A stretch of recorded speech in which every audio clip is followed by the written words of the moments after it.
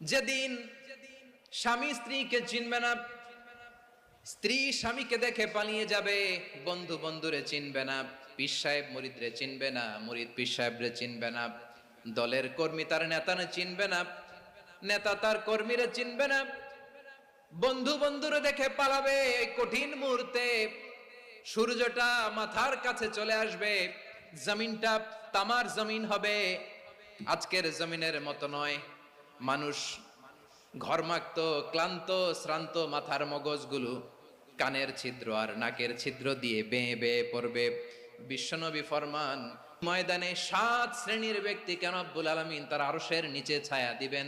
তার মধ্যে প্রথম শ্রেণীর ব্যক্তি হলো ইমামুন আদিল।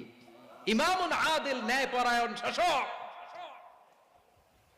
যে ইনসাফের সাথে বিচার করে, যে জাস্টিস সমাজে সার্ভ